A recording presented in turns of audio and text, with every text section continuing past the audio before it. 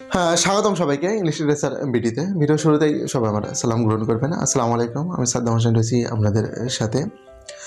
ভিডিওর টাইটেল এবং থাম্বনেল দেখে আপনারা বুঝতে পারছেন যে আজকের এই ভিডিওতে আমি কি বিষয় নিয়ে আলোচনা করতে চলেছি। তো যাই হোক, এই ভিডিওটি আপনাদের জন্য খুবই গুরুত্বপূর্ণ একটা ভিডিও। তো মূল আলোচনায় যাওয়ার পূর্বে আমি আমার চ্যানেল সম্পর্কে একটা কথা বলে নিই। সেটা হচ্ছে এই চ্যানেলটি মূলত ইংলিশ ডিপার্টমেন্টের স্টুডেন্ট যারা রয়েছে তাদের জন্য এই চ্যানেলটি, এবং এনটিআরসিএ যারা সহকারী শিক্ষক ইংরেজি এবং লেকচারার ইংলিশ, এই দুটো পদের জন্য যারা পরীক্ষা দেয় এবং তাদের জন্য এই চ্যানেলটি। কারণ এই চ্যানেলের পক্ষ থেকে এই দুইটা পদের কোর্স করানো হয় এবং এনটিআরসি এর যাবতীয় আপডেট তথ্য এই চ্যানেলের মাধ্যমে প্রকাশ করা হয়।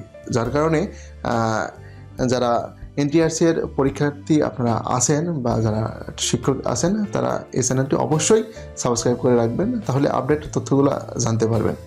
এবার আসি আমার মূল আলোচনায়। সেটা হচ্ছে, আমরা যারা এনটিআরসিআই কর্তৃক সুপারিশপ্রাপ্ত শিক্ষক রয়েছি, এমপিওভুক্ত শিক্ষক যারা রয়েছি, তাদের বহুল কাঙ্ক্ষিত যে চাওয়া, সেই চাওয়াটা হচ্ছে বদলি সিস্টেম চালু করা। এনটিআরসিআইয়ের একটা বাজে যে সিস্টেম, সেই সিস্টেমটা হচ্ছে এখানে কোনো বদলি সিস্টেম নেই। এখানে একটা টিচার যার বাড়ি এক জায়গাতে, এক জেলাতে, কিন্তু চাকরি করতেছে অনেক দূরে, দেখা যাচ্ছে বছরেও তার বাড়িতে আসার সুযোগটা হয় না। এই কারণে যদি নিজ জেলাতে বা উপজেলাতে অথবা আশপাশের জেলাতেও যদি চাকরিটা করতে পারে, তাহলে মোটামুটি বাড়ির সাথে একটা কমিউনিকেশনটা ভালো থাকে। কিন্তু এই বদলি সিস্টেম না থাকার কারণে অনেক টিচার আছে যারা দূরে চাকরি করতেছে, এবং এই যে পারিবারিক যে বন্ধন বা পারিবারিক যেই সম্পর্ক, এই সম্পর্ক থেকে তারা কিন্তু বিচ্ছিন্ন হয়ে আছে। আর এজন্যই যারা এনটিআরসিআই কর্তৃক নিয়োগপ্রাপ্ত এবং সুপারিশপ্রাপ্ত যারা শিক্ষক রয়েছে, তাদের বহুল কাঙ্ক্ষিত যে চাওয়া, সেটা হচ্ছে বদলি সিস্টেমটা দ্রুত চালু হওয়া। তো যাই হোক, দীর্ঘদিন যাবৎ এই বিষয় নিয়ে আন্দোলন, আলোচনা, সমালোচনা, বিভিন্ন ধরনের কথাবার্তা কিন্তু হয়ে আসছে। ফাইনালি 19শে ডিসেম্বর শিক্ষা মন্ত্রণালয় কর্তৃক কিন্তু একটা প্রজ্ঞাপন জারি হয়, এবং এখানে এনটিআরসিএ সুপারিশপ্রাপ্ত এমপিওভুক্ত শিক্ষকদের বদলি নীতিমালা 2024 এই শিরোনামে কিন্তু একটা বিজ্ঞপ্তি তারা প্রকাশ করে, এবং কোন কোন পদ্ধতিতে এই শিক্ষকরা বদলি হতে পারবে বা তাদের জন্য ডিটেলস যে বদলি সিস্টেম, সেই কথাগুলো কিন্তু এই প্রজ্ঞাপনে বা এই বিজ্ঞপ্তিতে কিন্তু তুলে ধরছে। তো একজন এনটিআরসিএ নিয়োগপ্রাপ্ত শিক্ষক কিভাবে বদলি হইতে পারবে, সেই পুরো সিস্টেমটাই কিন্তু এই নীতিমালাতে তুলে ধরা হয়েছে। তো এই নীতিমালাটায় এখন প্রথম থেকে আমি শেষ পর্যন্ত আপনাদের পড়ে শোনাবো এবং একটু ব্যাখ্যা করে আপনাদের বোঝাই দেব। যদি কারো কোনো বুঝতে সমস্যা হয় বা কোনো প্রশ্ন থেকে থাকে, তাহলে অবশ্যই কমেন্ট করে জানাবেন। তো এই বদলি যে নীতিমালাটা রয়েছে, এই নীতিমালাটা প্রথম থেকে শেষ পর্যন্ত পড়ে আপনাদের বোঝাইতে হয়তো ভিডিওটি একটু বড় হতে পারে। তো ডিটেলস জানতে হলে অবশ্যই পুরো ভিডিওটি আপনাদের খুব মনোযোগ সহকারে দেখতে হবে। তো এখন আমরা চলে যাব কম্পিউটার স্ক্রিনে, এবং এখানে এই নীতিমালাটা আমি প্রত্যেকটা পয়েন্ট আপনাদের পড়ে শোনাচ্ছি। তো আমরা এখন চলে আসলাম আমাদের স্ক্রিনে। এখানে আমরা দেখতে পাচ্ছি যে গণপ্রজাতন্ত্রী বাংলাদেশ সরকার, শিক্ষা মন্ত্রণালয়, মাধ্যমিক ও উচ্চ শিক্ষা বিভাগ, বেসরকারি মাধ্যমিক 1 শাখা, বাংলাদেশ সচিবালয়, ঢাকা। ওয়েবসাইট, তারিখ হচ্ছে 19শে ডিসেম্বর 2024। এখানে স্মারক নম্বর দেওয়া আছে। তো এখানে যে বিষয়টা দেওয়া আছে যে স্বয়ংক্রিয় সফটওয়্যারের মাধ্যমে বেসরকারি শিক্ষা, স্কুল, কলেজ প্রতিষ্ঠানে কর্মরত এনটিআরসিএ সুপারিশপ্রাপ্ত এমপিওভুক্ত শিক্ষক বদলি নীতিমালা 2024, অর্থাৎ শিক্ষকদের যে বদলি নীতিমালা 2024, সেটা এই নামে প্রকাশিত হলো। কিন্তু এখানে একটা জটলা পাকায় রয়েছে। সেটা হচ্ছে এখানে কেবলমাত্র স্কুল এবং কলেজের কথা বলা হচ্ছে। এখানে কারিগরি শিক্ষা বোর্ডের আন্ডারে যেটা আছে বা মাদ্রাসা শিক্ষা বোর্ডের আন্ডারে যেটা আছে, এদের কিন্তু এখানে কোনো নাম দেওয়া নেই, যার কারণে সবার মাঝে একটা ধোঁয়াশা সৃষ্টি হয়েছে যে এটা কেবলমাত্র জেনারেলদের জন্যই, এটা মাদ্রাসার জন্য বা কারিগরি শিক্ষা বোর্ডের জন্য এটা নয়। এই যে একটা ধোঁয়াশা কিন্তু তারা সৃষ্টি করে এখানে দিয়েছে। যাই হোক, পরবর্তীতে আমরা পড়ে দেখি যে বেসরকারি শিক্ষক নিবন্ধন ও প্রত্যয়ন কর্তৃপক্ষ এনটিআরসি কর্তৃক সুপারিশপ্রাপ্ত হয়ে দেশের বিভিন্ন অঞ্চলে বেসরকারি শিক্ষা স্কুল কলেজ প্রতিষ্ঠানে কর্মরত এমপিওভুক্ত শিক্ষিকাগণের বদলির ব্যবস্থা থাকা প্রয়োজন। বদলি কার্যক্রম স্বয়ংক্রিয় সফটওয়্যারের মাধ্যমে একটি নীতিমালার আওতায় বাস্তবায়ন হওয়া প্রয়োজন। তাই বেসরকারি শিক্ষা স্কুল কলেজ প্রতিষ্ঠানে কর্মরত এনটিআরসি এর সুপারিশপ্রাপ্ত এমপিওভুক্ত শিক্ষকদের জন্য নিম্নোক্ত বদলি নীতিমালা 2024 প্রণয়ন করা হলো। অর্থাৎ এখানে ম্যানুয়ালি বদলির কিন্তু কোনো সিস্টেম থাকে না, আবেদনও করা লাগবে হচ্ছে অনলাইনে, এবং কে কোথায় বদলি হলো সেটাও অনলাইনে কিন্তু রেকর্ড হয়ে থাকবে। তো যাই হোক, পরবর্তীতে দেওয়া আছে শিরোনাম। 1 নম্বর যেই বিষয় সেটা হচ্ছে শিরোনামে বলছে এই নীতিমালা স্বয়ংক্রিয় সফটওয়্যার এর মাধ্যমে বেসরকারি শিক্ষা স্কুল কলেজ প্রতিষ্ঠানে কর্মরত এনটিআরসি এ সুপারিশপ্রাপ্ত এমপিওভুক্ত শিক্ষক বদলি নীতিমালা 2024 নামে অবহিত হবে। এই নীতিমালা জারির তারিখ থেকে কার্যকর হবে, অর্থাৎ 19 তারিখে এটা জারি করা হলো, এরপর থেকে এটা কার্যকর হবে।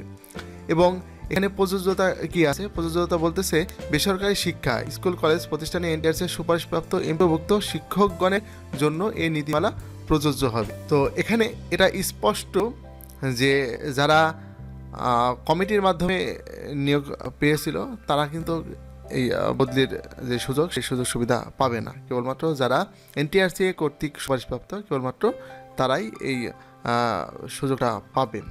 তো এখানে যারা মাদ্রাসা বা কারিগরি প্রতিষ্ঠান যেগুলো রয়েছে তারাও কিন্তু মানে সুযোগের আওতায় আসতেছে না। এখানে এই লাইন দ্বারা কিন্তু এটাই স্পষ্ট বোঝা যাচ্ছে। এরপরে বলতেছে যে বদলির সাধারণ শর্তাবলী, 3 নম্বর যেই বিষয়টা, যে কি কি শর্ত অবলম্বন করে বদলিটা হওয়া যাবে। তো আমরা এখন এটা দেখব যে কি কি শর্ত এখানে রয়েছে। 3.1 যে পয়েন্ট এখানে বলা হচ্ছে বেসরকারি শিক্ষক নিবন্ধন ও প্রত্যয়ন কর্তৃপক্ষ এনটিআরসি প্রতিষ্ঠান ভিত্তিক শূন্যপদের চাহিদা বিবরণ 15 সেপ্টেম্বরের মধ্যে অনলাইনে প্রকাশ করবে। অর্থাৎ কোন কোন প্রতিষ্ঠানে শিক্ষক পদ শূন্য রয়েছে এবং কোন কোন সাবজেক্টে শিক্ষকদের পদ শূন্য রয়েছে সেই শূন্য পদটা এই শূন্য পদের বিবরণ এটা প্রকাশ করবে এনটিআরসি। এবং আমরা যারা শিক্ষক রয়েছি তারা এখানে এই অনলাইন থেকে আমরা কিন্তু এই শূন্য পদের এই লিস্টটা এখান থেকে দেখে নিতে পারবো এবং আমাদের পছন্দ মতো আমরা প্রতিষ্ঠান চয়ন করে সেখানে আমরা আবেদন করতে পারবো। এরপর বলতেছে প্রকাশিত শূন্য পদের বিপরীতে মাধ্যমিক ও উচ্চশিক্ষা অধিদপ্তর বদলির আবেদন আহ্বান করবেন। অর্থাৎ এনটিআরসি শূন্যপদ প্রকাশ করলো, ঠিক আছে, কিন্তু এই আবেদনটা গ্রহণ করবে মাধ্যমিক ও উচ্চশিক্ষা অধিদপ্তর। তারা কিন্তু এই আবেদনটা গ্রহণ করবে এবং তারাই কিন্তু এই বদলিটা করবে। এনটিআরসি জাস্ট কেবলমাত্র শূন্যপদের চাহিদাটা তারা কেবলমাত্র দিবে। এবার বলতেছে সমপদে পদ শূন্য থাকা সাপেক্ষে বদলির জন্য 1 অক্টোবর থেকে 30 অক্টোবরের মধ্যে অনলাইনে আবেদন করতে পারবে। 30 নভেম্বরের মধ্যে বদলির আদেশ জারি হবে।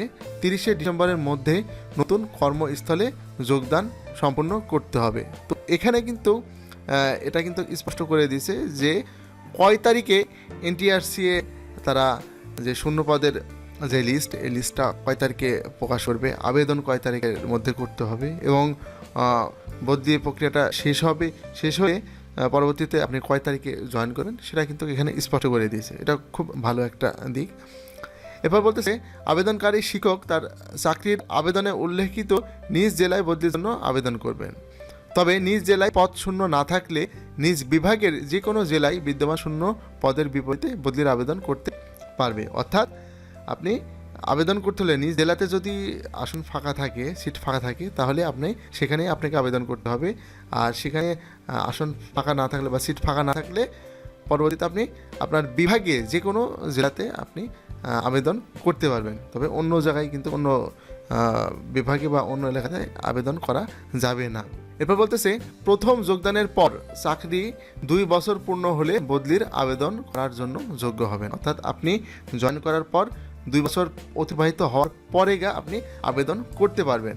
এরপর বলতেছে বদলি হয়ে নতুন কর্মস্থলে যোগদানের পর ন্যূনতম 2 বছর কর্মে নিয়োজিত থাকার পর পরবর্তী বদলির জন্য আবেদন করতে পারবেন। অর্থাৎ আপনি আছে এক প্রতিষ্ঠানে আছেন, সেটা আপনার বিভাগ থেকে অন্য বিভাগে আপনি আছেন। এখন হয়তো আপনার জেলাতে পোস্ট ফাঁকা নেই, কিন্তু আপনার পার্শ্ববর্তী জেলাতে আছে, আপনি হয়তো সেখানে আপাতত গিয়ে জয়েন করলেন, ঠিক আছে, কিন্তু ওখানে জয়েন করার পরে আপনাকে মিনিমাম সেখানে 2 বছর থাকতে হবে। থাকার পরে আপনি পুনরায় আবার বদলির আবেদন করতে পারবেন আপনার নিজ জেলাতে যদি ফাঁকা হয়। এরপর 7 নম্বর পয়েন্টে বলতেছে একজন শিক্ষক কর্মজীবনে সর্বোচ্চ 2 বার বদলি হওয়ার সুযোগ পাবেন, তবে একজন শিক্ষিকা কর্মজীবনে সর্বোচ্চ 3 বার বদলির সুযোগ পাবেন। তো এখানে স্পষ্ট করে দিছে যে একজন শিক্ষক বা শিক্ষিকা তার কর্মজীবনে কয়বার বদলি হতে পারবেন। তো এটাও কিন্তু একটা ভালো দিক, মেয়েদের জন্য একবার বেশি সুযোগ দিয়েছে আর ছেলেদের জন্য কম।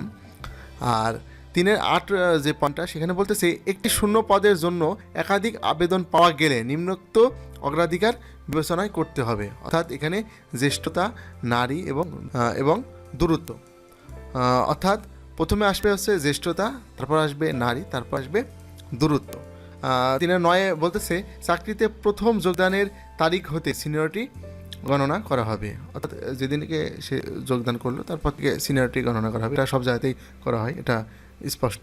এরপর 3.10 বলতেছে একটি পদের জন্য প্রতিযোগী সকল আবেদনকারী কর্মস্থলে একই উপজেলায় হলে তাদের কর্মস্থল উপজেলার কেন্দ্র হতে কাঙ্ক্ষিত উপজেলার কেন্দ্র এর দূরত্ব গণনাপূর্বক সকলের জন্য প্রযোজ্য করতে হবে। অর্থাৎ এখানে একই আবেদন যদি হয় তাহলে এই দূরত্বটা সবচেয়ে প্রাধান্য পাবে বেশি, যার বেশি দূরে হবে সেই হচ্ছে এই সুযোগটা পাবে।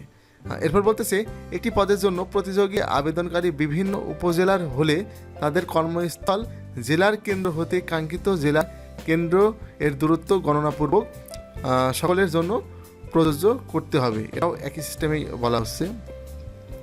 এরপর বলতেছে একটি পদের জন্য প্রতিযোগী আবেদনকারী বিভিন্ন জেলার হলে তাদের স্ব জেলার কেন্দ্র হতে কাঙ্ক্ষিত জেলার কেন্দ্র এর দূরত্ব গণনা করতে হবে। তো এখানে খুব স্পষ্ট করে কিন্তু বলে দিল জেলা উপজেলার কথা, যে দূরত্ব অনুসারে তারা সুযোগটা পাবে, যার দূরত্ব বেশি হচ্ছে সে এই সুযোগটা পাবে।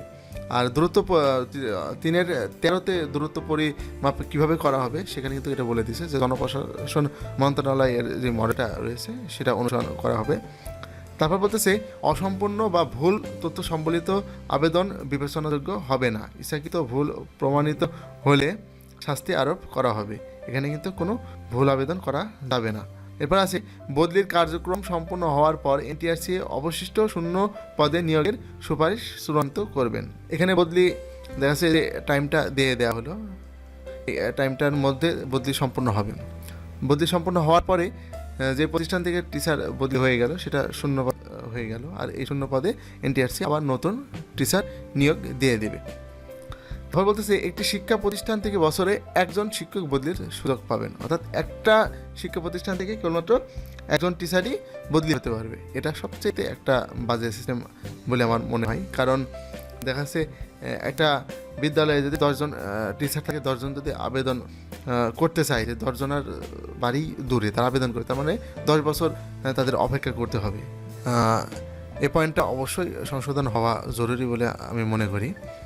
তারপর বলতেছে যে বদলির কর্তৃপক্ষ, অর্থাৎ কোন কর্তৃপক্ষ এই বদলিটা সম্পন্ন করবে বা এর পাওয়ারটা কার ওপর ন্যস্ত রয়েছে, সেটা হচ্ছে মহাপরিচালক মাধ্যমিক ও উচ্চশিক্ষা অধিদপ্তর কর্তৃক বদলির আবেদন নিষ্পত্তি হবে। অর্থাৎ এই মাধ্যমিক ও উচ্চ শিক্ষা অধিদপ্তরে যিনি মহাপরিচালক বা ডিজি রয়েছেন কেবলমাত্র তিনি এই বদলির আবেদনটা গ্রহণ করে এটা নিষ্পত্তি করবেন। আর আবেদন নিষ্পত্তির প্রক্রিয়াটা এখানে বলে দিচ্ছে যে বদলির সমগ্র প্রক্রিয়া সফটওয়্যারের মাধ্যমে সম্পন্ন করতে হবে। অর্থাৎ এটা অনলাইনে মাধ্যমিক ও উচ্চ শিক্ষার অধিদপ্তরের সফটওয়্যার তৈরি ও অনলাইনে আবেদনের ফরম্যাট নির্ধারণ করবে, তারাই এই ফরম্যাটটা নির্ধারণ করবে। বদলিকৃত শিক্ষকের ইন্ডেক্স পূর্বের প্রতিষ্ঠান থেকে বদলিকৃত প্রতিষ্ঠানে অনলাইনে ট্রান্সফার হবে। অর্থাৎ যে প্রতিষ্ঠানে তার ইন্ডেক্স রয়েছে সেখান থেকে নতুন যেখানে জয়েন করবে সেখানে তার ইন্ডেক্সটা কিন্তু চালু হবে। এরপরে বলতেছে বদলিকৃত শিক্ষকের এমপিও ও অন্যান্য আর্থিক সুবিধাদি এবং জ্যেষ্ঠতার ধারাবাহিকতা পূর্ববৎ বজায় থাকবে, অর্থাৎ তার সিনিয়রিটি বা জ্যেষ্ঠতা আগের মতোই থাকবে। তারপর বলতেছে যে 6 নম্বরে বিবিধ বদলির আবেদন অধিকার হিসাবে দাবি করা যাবে না, যে আপনি যে আমার এটা অধিকার, এটা আমাকে দিতেই হবে, এই দাবিটা কিন্তু করা যাবে না, এখানে সেটা স্পষ্ট করে দিয়েছে। তারপর বলতেছে বদলিকৃত শিক্ষক কোনো ধরনের টিএডিএ ভাতা পাবেন না। টিএডিএ ভাতা মানে ভ্রমণ ভাতা, আর এখানে ডিএ মানে হচ্ছে খাওয়ার ভাতা, এই ভাতা তারা পাবে না। আর আদেশ জারির 10 দিনের মধ্যে সংশ্লিষ্ট শিক্ষা প্রতিষ্ঠানের প্রধান বদলিকৃত শিক্ষকদের অবমুক্তি নিশ্চিত করবেন, অর্থাৎ যেদিনকে মাধ্যমিক ও উচ্চশিক্ষা অধিদপ্তর তারা যখন এই বদলির আদেশ জারি করবে, জারি করার পরে শিক্ষা প্রতিষ্ঠানের যিনি প্রধান থাকবে তিনি কিন্তু 10 দিনের মধ্যেই সেই শিক্ষককে ছেড়ে দিবেন, অর্থাৎ রিলিজ করে দিতে হবে তাকে। এবং সংশ্লিষ্ট শিক্ষা প্রতিষ্ঠান প্রধান যোগদানের তথ্য চেয়ারম্যান, বেসরকারি শিক্ষক নিবন্ধন ও প্রত্যয়ন কর্তৃপক্ষ অর্থাৎ এনটিআরসিএ ও মহাপরিচালক সংশ্লিষ্ট অধিদপ্তরকে অনলাইনে অবহিত করবেন, অর্থাৎ রিলিজ দেওয়ার পরে তারা যে রিলিজ হয়েছে, এখান থেকে বদলি হয়ে গেছে, সেটা এই 2 প্রতিষ্ঠানকেই তারা জানাবেন। তারপর বলতেছে অবমুক্তি হতে যোগদান পর্যন্ত দিবসগুলো কর্মকাল হিসেবে গণ্য হবেন, অর্থাৎ রিলিজ নেওয়ার পরে নতুন কর্মস্থলে যখন যোগদান করবেন, এই মাঝে যে সময়কাল যে কয়দিন হবে, এই কয়দিন তারা কিন্তু বেতন পাবে।